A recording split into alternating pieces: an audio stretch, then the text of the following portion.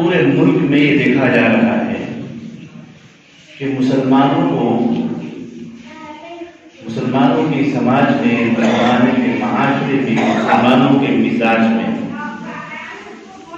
یہ دیکھا جا رہا ہے کہ دن بدن شریعت سے اور سنت سے مسلمان دوری اختیار کر رہا ہے۔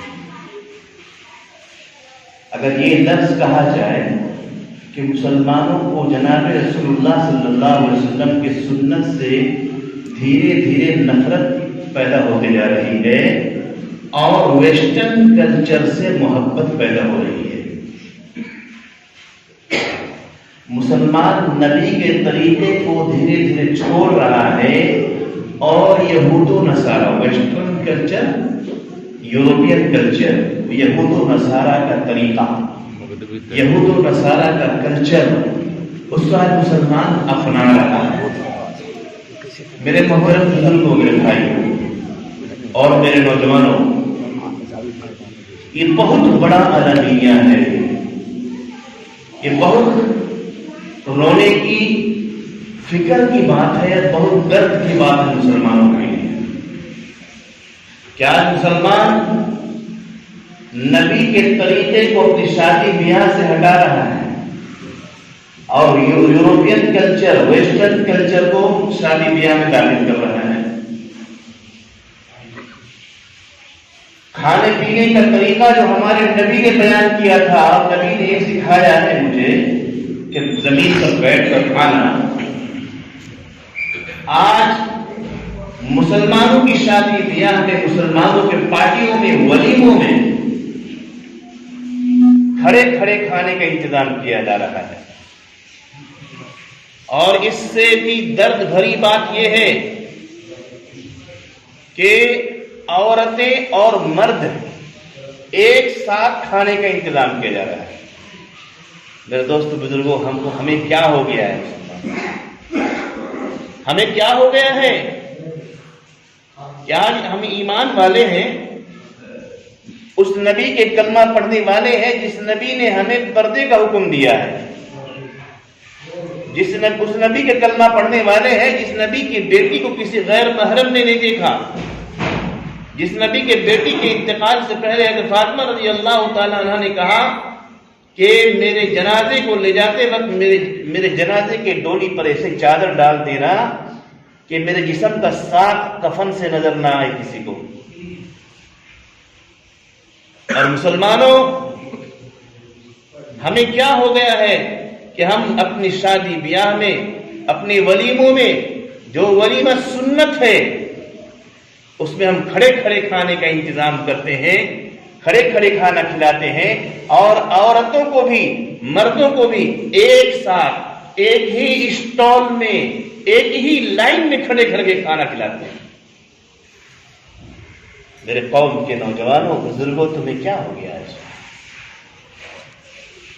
کہ جس کی بہو بیٹیوں کو کسی نے، محلے والوں نے نہیں دیکھا تھا، محلے کے لوگوں نے نہیں دیکھا تھا، آج ولیموں میں جاتی ہیں، شادی بیاہوں میں جاتی ہیں، پورا شہر دیکھتا ہے اس کو۔ ہے کہ نہیں شرم سے ڈوب مرنے کی بات؟ مسلمانوں، تمہیں اپنے نبی کے طریقے سے اتنی نفرت ہو رہی ہے، کیا بات ہے؟ تمہیں اپنا نبی کا طریقہ تمہیں پسند نہیں ہے؟ ارے جس نبی نے پوری دنیا کو انسانیت سکھایا، جس نبی نے پوری دنیا کو تہذیب و تمدن سکھایا، بہترین کلچر دنیا والوں کو دیا نبی نے، اور آج ہم اس نبی کے طریقے کو چھوڑ رہے ہیں۔ جناب رسول اللہ صلی اللہ علیہ وسلم نے تشریف لانے سے پہلے انسانیت کیا چیز تھی، ہمدردی کیا چیز تھی، عورتوں کی عزت و مقام کیا تھا؟ کچھ بھی نہیں تھا۔ انسان جانوروں کی طرح زندگی گزار رہا تھا۔ لیکن ہمارے ماں باپ قربان جائے جناب رسول اللہ صلی اللہ علیہ وسلم کی ذات مقدس پر کہ انہوں نے پوری دنیا کو سکھایا،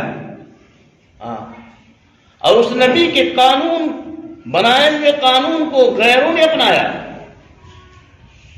بہت افسوس اور بہت دکھ ہوتا ہے کہ جب ایک انگلینڈ کے ایک پرچے میں اس زمانے میں اخبار میں نکلا تھا کہ مسلمانوں کو ترکی جب یعنی خلافت عثمانیہ ختم ہوئی ترکی سے، تو پھر قانون کا معاملہ آیا، قانون کون سا چلے گا، قانون کیسا ہونا چاہیے.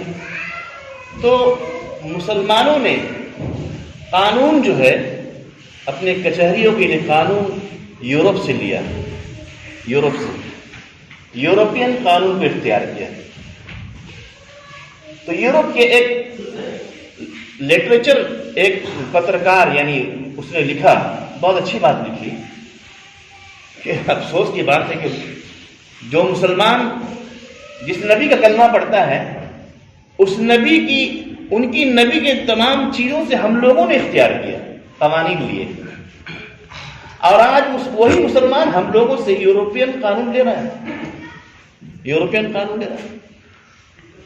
آپ کو معلوم ہے آج بھی ہمارے ہندوستان کے اندر اگرچہ قوانین بہت سے ایسے ہیں جو اسلام سے ڈائریکٹ ٹکرا رہا تھا، ڈائریکٹ اسلام کا قانون تھا، اس کو تو ہٹا دیا ہے، لیکن 70% قانون جو ہے اسلامی ہدایہ کتاب آتی ہے اسی سے لیا ہے، اور الفاظ بھی وہی ہیں.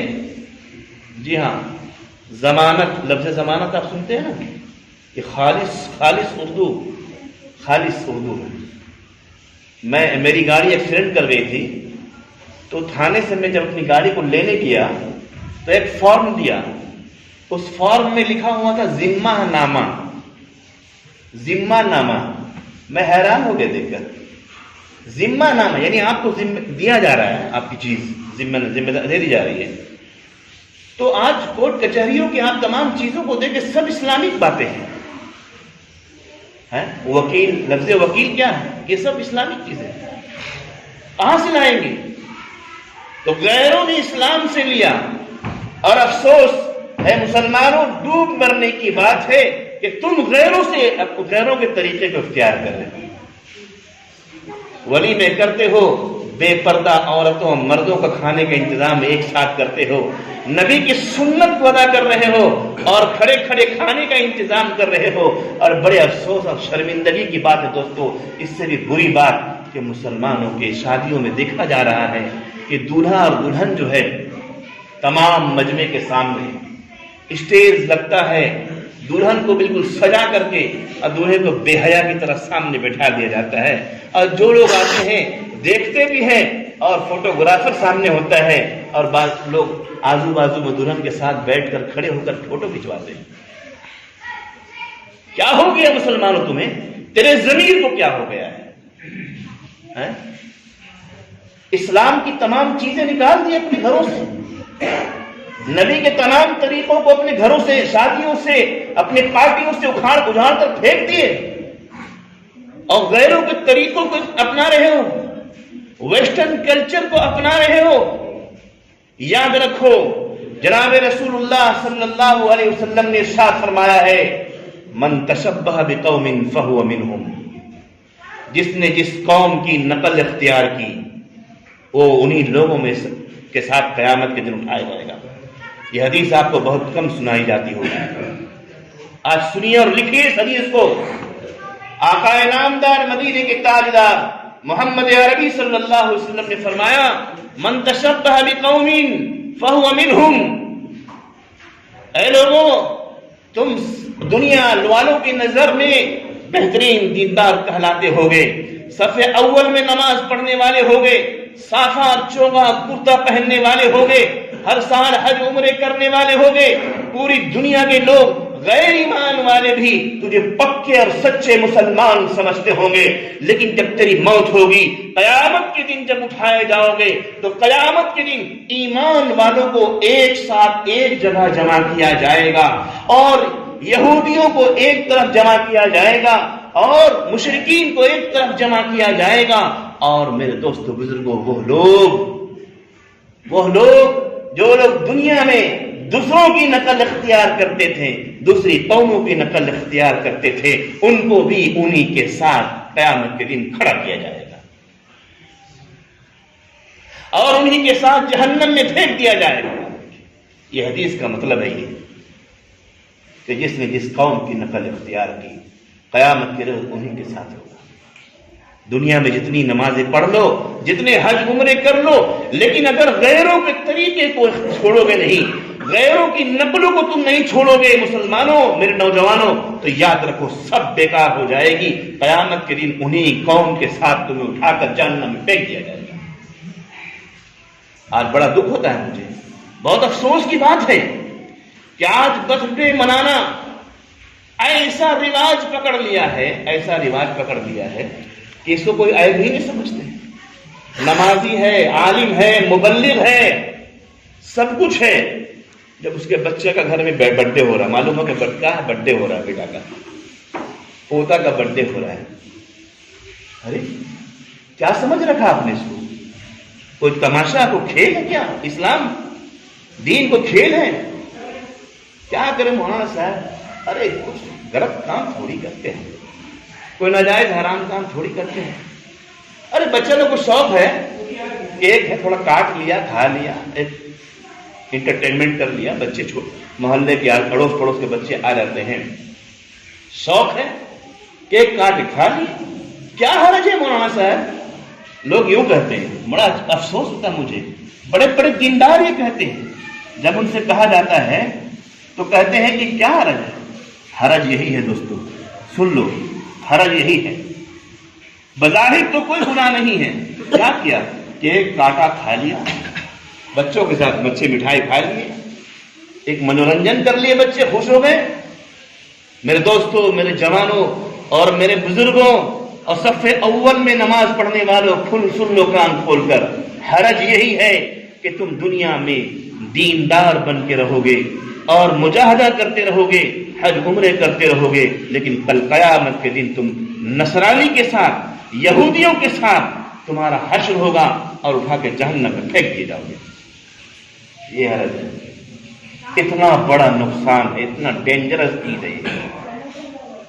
آج مسلمانوں کے گھروں میں برتھ ڈے کا رواج عام ہو گیا، عام، اس کو کوئی عیب ہی نہیں سمجھتا، اس کو کوئی برا نہیں سمجھتا، برا نہیں سمجھتا، اور کہتے ہیں تو کہتے ہیں مولانا کیا حرج ہے یار، کیا حرج ہے، کیک ہی تو کاٹ لیا۔ اور بڑے افسوس کی بات تو یہ ہے کہ جس نبی نے یہود و نصارہ کے طریقے کو مٹانے کا حکم دیا، یہود و نصارہ کے طریقے کو چھوڑنے کا حکم دیا، نصرانیوں کے طریقے کی مخالفت، خالف الیہود والنصارہ، اللہ کے نبی کا حکم ہے کہ یہود و نصارہ کی مخالفت کرو، اور آج مسلمان اسی نبی جناب محمد رسول اللہ صلی اللہ علیہ وسلم کا برتھ ڈے مناتا ہے اور کیک بھی کاٹتا ہے۔ کتنا شرم کی بات ہے کہ نہیں شرم کی بات؟ کہو تو کہے گا دیوبندی ہے، ارے اس میں دیوبندی بریلی کی بات کیا ہے بھائی؟ اسلام تیرے ہاتھ کا کھلونا ہے کیا؟ تم چاہو جو چاہو کر لو اسلام کے ساتھ، نبی کے دین کے ساتھ جو چاہو کر لو۔ نبی نے بڑی قربانی کے ساتھ دین پہنچایا ہم تک، صحابہ نے بڑی قربانیاں دی ہیں، تمہارا ہاتھ کا کھلونا نہیں ہے۔ میرے نوجوانوں، بزرگوں، اور افسوس اس میں بھی ہوتا ہے، بہت زیادہ دکھ ہوتا ہے کہ لوگ بوڑھے ہو گئے ہیں، 60 سال کے ہو گئے، میرج اینیورسری بن رہا ہے، عام ہو رہا ہے یہ سب۔ مجھے تو تعجب ہے کہ لوگ کیا کریں، بچے لوگ ہیں نا، بچے ہیں، بہو ہیں، بیٹیاں ہیں، پاپا ممی، ارے آج ممی کا 60واں سالگرہ میرج اینیورسری ہے، پاپا کا 60واں، 50واں اور 51واں اور 25واں سلور جبلی اور فلانا ٹھکانا میرج اینیورسری ہے۔ ممی پاپا بڈھے ہو گئے ہیں، قبر میں پیر لٹکا ہوا ہے اور میرج اینیورسری منا رہے ہیں۔ کہاں سے طریقہ لایا؟ کیا نبی کا طریقہ ہے؟ یہود و نصارہ کا طریقہ ہے یہ میرج اینیورسری منانا؟ میرے مسلمانوں، کیا ہو گیا تمہیں؟ تیرے ایمان کو کیا ہو گیا؟ تیری ضمیر کو کیا ہو گیا ہے؟ اور آج تو ہم دیکھ رہے ہیں اپنے شہر میں، اپنے علاقے میں، خدا کی قسم دل پڑتا ہے، بولنے کو دل نہیں چاہتا ہے، اتنا رونا آتا ہے اس بات کو لے کر کے کہ ہم اپنی آنکھوں سے اپنی شادیوں میں دیکھ رہے ہیں، شادی بیاہ میں چلو بیٹھ کر کھلانے کا طریقہ تو ہم لوگ بھول ہی گئے، سپنا ہو گیا۔ حالانکہ پہلے زمانے میں چھوٹے تھے ہم لوگ دیکھتے تھے کہ دسترخوان لگتا تھا، لوگ شادی میں کھا رہے بہترین طریقے سے سیر ہو کر کھاتے تھے بڑے مزے میں. ٹیبل کرسی چلو اس میں کھانا خلاف سنت ہے لیکن جائز تھا. تو اب ٹیبل کرسی بھی غائب. اب تو کھڑے کھڑے کھانے کا انتظام ہو رہا ہے. اور کھڑے کھڑے کھانے کے ساتھ ساتھ دوستو بزرگوں، عورتیں اور مردوں کا ایک ساتھ کھانے کا انتظام ہو رہا ہے. اسٹال میں بیچاری لائن میں عورت بھی لگی ہوئی ہے، مرد بھی لگی ہوئی ہے. کبھی کبھی کسی ولیمے میں شریک ہو جاتے ہیں تو دیکھ کر شرمندگی ہو جاتی ہے، یا اللہ یہ کیا ہو رہا ہے، مسلمانوں کو کیا ہو گیا ہے. بس سنت بعد میں پڑھیں گے. اور اس سے آگے کی چیز میں دیکھ رہا ہوں ہمارے قوم کے اندر کہ نکاح تو ہو جاتا ہے، پوری شادی میں پورا 4 گھنٹے کے پروگرام میں صرف اور صرف ایک چیز دکھتی ہے، وہ نکاح. مولانا آتے ہیں رجسٹر لے کر اور خطبہ پڑھتے ہیں اور نکاح ایجاب و قبول کرا دیتے ہیں. بس یہی ایک اسلام کا ایک پوائنٹ دکھتا ہے. پورے 4 گھنٹے کا جو ایپیسوڈ ہے اس میں صرف یہ نکاح جو ہے ایک اسلامی چیز دکھتی ہے. باقی اس کے بعد پھر دیکھا ہوں میں اب دیکھ رہا ہوں اپنے شہروں میں شادی نکاح ہو جانے کے بعد دولہا دلہن ایک دوسرے کو برمالا پہنا رہے ہیں. کتنے افسوس کی بات، اسی شہر کی بات ہے. اور بڑے بڑے گھروں کے شادیوں میں دیکھ رہا ہوں میں کہ دولہا دلہن برمالا پہنا رہے ہیں. مسلمانوں تم کہاں جا رہے ہو، کہاں جا رہے ہو؟ یہ جانتے ہو برمالا کیا چیز ہے؟ یہ ہمارے ملک کے غیروں کا کہ شادی کا طریقہ ہے. جب تک وہ برمالا نہیں پہنائیں گے شادی نہیں ہوگی مکمل. جب تک وہ 7 پھیرے نہیں لیں گے ان کی شادیاں مکمل نہیں ہوگی. اور مسلمانوں تم کو تیرے نبی نے تو کتنا پاکیزہ طریقہ بتا دیا کہ دلہن گھر کے اندر ہوگی، اس سے اجازت لے کر آئیں گے اور دولہے کو کے سامنے قاضی جو ہے پیش کرے گا کہ تم قبول کرتے ہو فلانے کی بیٹی کو فلاں.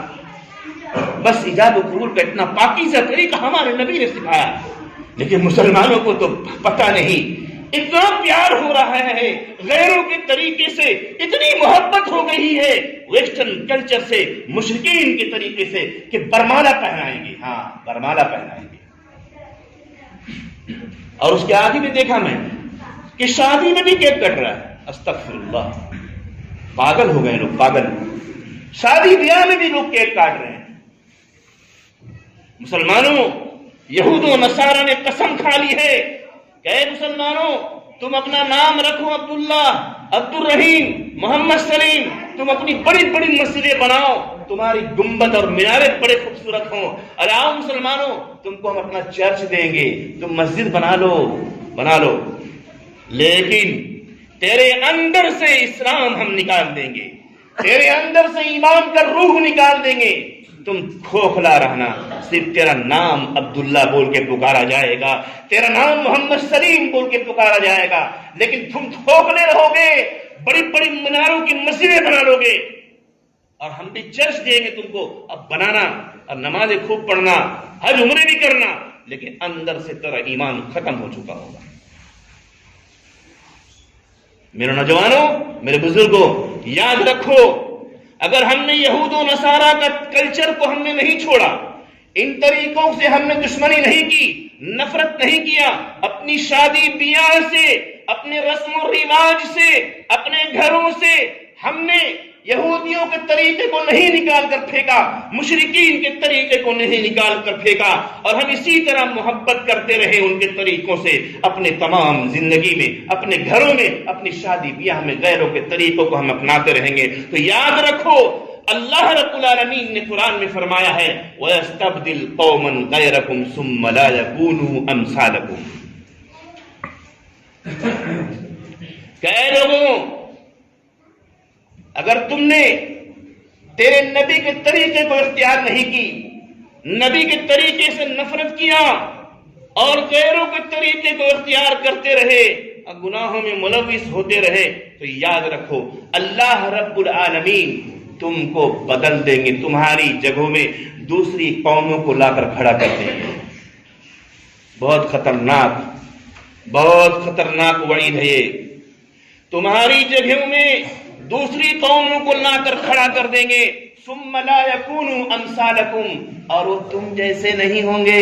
یاد رکھو تم جیسے نہیں ہوں گے کہ آدھے ادھر آدھے ادھر، مسجد بھی جاتے ہیں اور حرام کام بھی کرتے ہیں، مسجد بھی جاتے ہیں، برتھڈے بھی مناتے ہیں، مسجد بھی جاتے ہیں، بے پردہ عورت اور مرد کا کھانے کا شادی بیاہ میں انتظام کرتے ہیں، ولیمہ بھی کرتے ہیں، نکاح بھی کرتے ہیں اور برمانہ بھی پہناتے ہیں اور تمام ہم حج عمرے بھی کرتے ہیں، لیکن یہود و نصارہ کا طریقے سے محبت کرتے ہیں.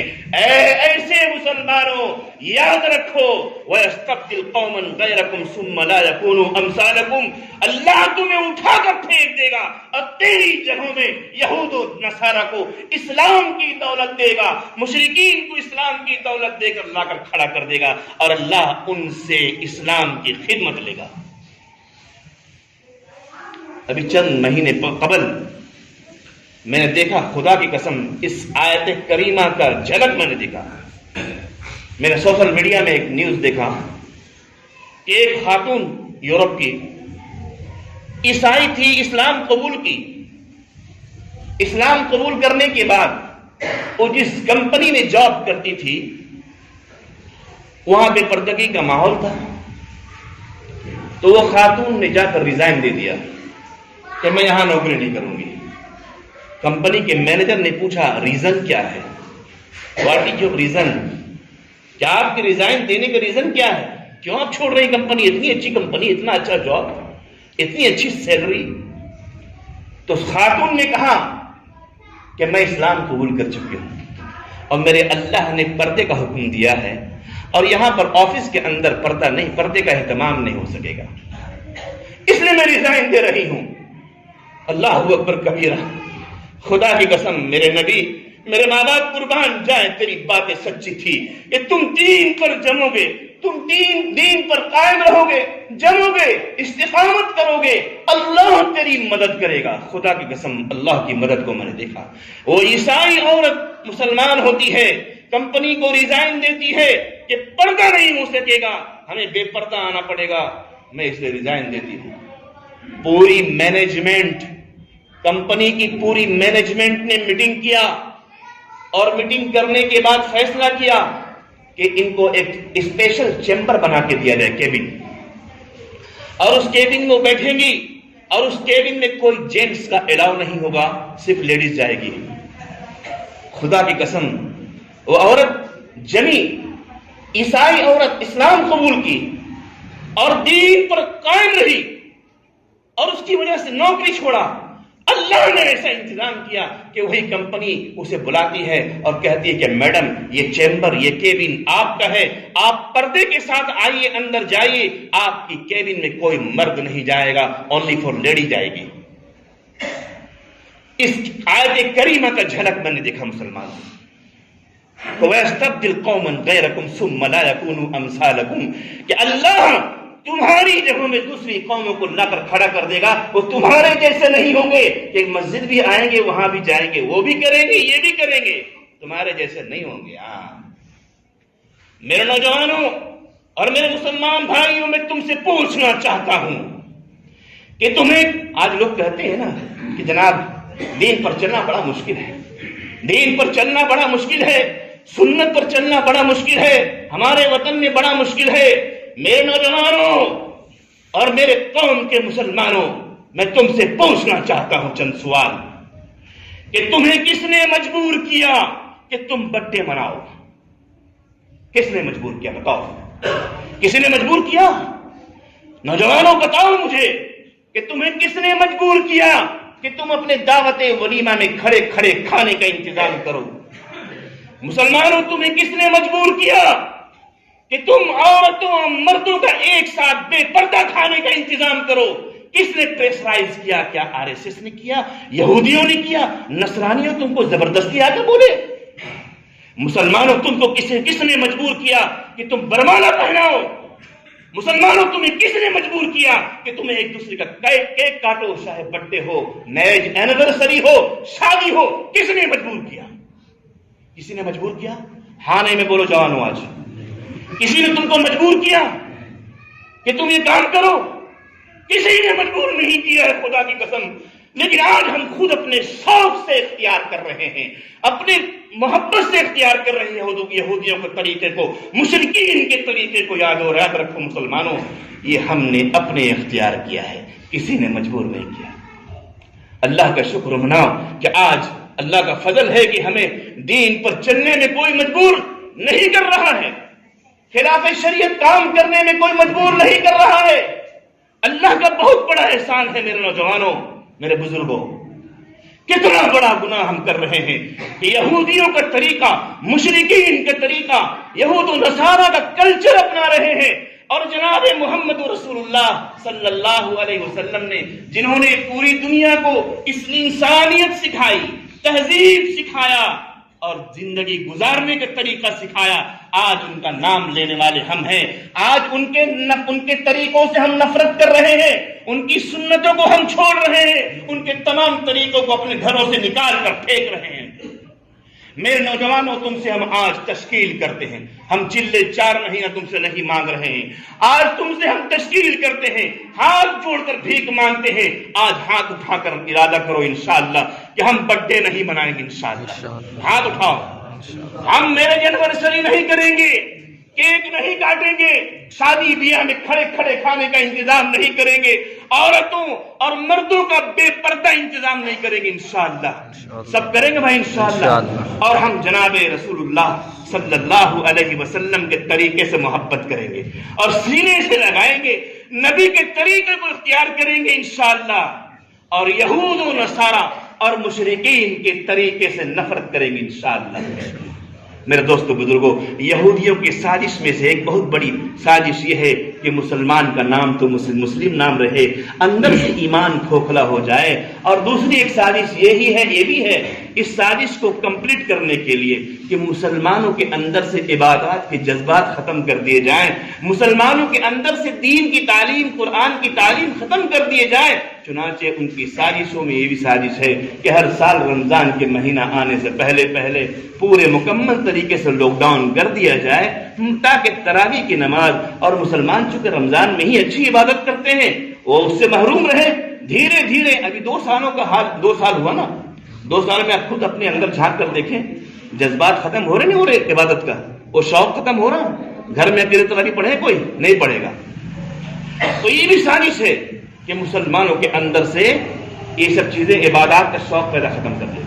اور ایک تو اور بہت بڑی سازش ہے کہ ہر سال رمضان سے پہلے یہ ون ورلڈ آرڈر آپ نے پڑھا ہوگا، سنا ہوگا، یہ ون ورلڈ آرڈر کے تحت یہ بھی سازش ہے کہ رمضان کے مہینے میں ہندوستان اور تمام قریب کے ممالک میں جو مدارس کے چندے ہوتے ہیں اور انہی چندوں سے پورا سال مدرسہ چلتا ہے، تو ان کی سازشوں میں سے بھی سازش ہے کہ رمضان میں مکمل لاک ڈاؤن، چندہ ہی نہیں ہوگا، مدرسہ بند۔ چنانچہ ہو یہی رہا ہے، ابھی 2 سالوں میں 50% مدرسے بند ہو گئے ہیں، 50% بچے پڑھائی چھوڑ دیے ہیں، 20 پارے حفظ کیے ہوئے قرآن چھوڑ دیے ہیں۔ جی ہاں، اچھے علماء مدرسین ملازمت چھوڑ دیے ہیں، چونکہ ان کو تنخواہیں نہیں مل رہی ہیں، تنخواہ نہیں مل رہی ہے۔ میرے مسلمانوں، یہ بہت اہم بات میں آپ سے عرض کر رہا ہوں، جتنے بھی مدارس ہیں نا، ابھی دین کی حفاظت کے لیے اور اپنی نیو جنریشن کو دین پر باقی رکھنے کے لیے مدارس کو بچانا بہت ضروری ہے، علماء کو بچانا بہت ضروری ہے، اور قرآن کی تعلیم دینے والوں کو بچانا، ان کی سپورٹ کرنا بہت ضروری ہے۔ اور سپورٹنگ کے لیے یہ ہے کہ مسلمانوں اپنے قریب کے جتنے مدرسے ہیں تمام مدرسوں کو آپ سپورٹ کیجیے، رمضان ہی کا انتظار مت کیجیے۔ میں پوچھتا ہوں آپ سے کہ 2 سال رمضان لاک ڈاؤن میں گزرا، کیا ہمارا ٹی وی ریچارج بند ہوا؟ کیا ہم نے موبائل ریچارج بند کیا؟ کیا ہمارا گھر کا خرچہ بند ہوا؟ جب تمام مینٹیننس ہم کر رہے تھے تو ہم نے اپنے آس پاس کے مدرسوں کو زندہ کیوں نہیں رکھا؟ ہم نے ان کی تعاون کیوں نہیں کی؟ میرے دوستو بزرگوں، یہ بھی بہت بڑی سازش ہے، ابھی آپ کو سمجھ میں نہیں آئے گا۔ ابھی مدرسہ 50% بند ہو گئے ہیں، اگر 2-4 سال پلان تو 25 تک کا ہے کہ اسی طرح ہر سال لاک ڈاؤن رہے گا رمضان میں، تو سارے مدرسے بند ہو جائیں گے، قرآن پڑھانے والے ختم ہو جائیں گے دوستوں، پھر دین کا نام و نشان مٹ جائے گا۔ عبداللہ عبدالرحیم رہیں گے لیکن دین پڑھنے پڑھانے والا، قرآن پڑھنے پڑھانے والا نہیں رہے گا. اس لیے میری آپ سے گزارش ہے کہ رمضان کا انتظار مت کیجیے. رمضان سے پہلے آپ کے 100-200 کلومیٹر کے رینج میں جتنے بھی مدرسے ہیں تمام لوگوں کو آپ جو تعاون کرتے تھے ان کو آپ تعاون کریے. رمضان سے پہلے کر دیجیے تاکہ لاک ڈاؤن ہونے کے بعد مدرسین آپ تک نہیں پہنچ سکیں گے. اور مدرسوں کو قائم رکھیے. ائمہ علماء مسجدوں میں جو خدمت کر رہے ہیں ان کو بھی تنخواہیں اچھی دیجیے تاکہ ان کا بھی گزر بسر اچھا ہو سکے اور دین کی خدمت شوق اور ذوق سے سب کریں گے انشاءاللہ. اللہ ہم سبوں کو عمل کی توفیق عطا فرمائے. بات اگر کڑوی لگی ہو تو معاف کر دینا دوستو. یہ دل کی درد کی آواز ہے. آج مسلمانوں کے حالات دیکھ کے رونا آتا ہے.